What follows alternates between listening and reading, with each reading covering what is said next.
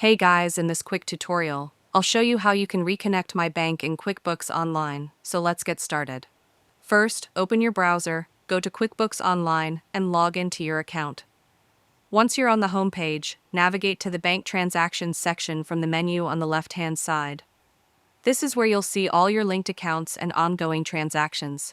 On the banking page, look for the account you want to reconnect.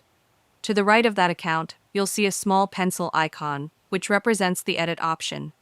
Click on the pencil icon, and then select Edit Account Details from the drop-down menu.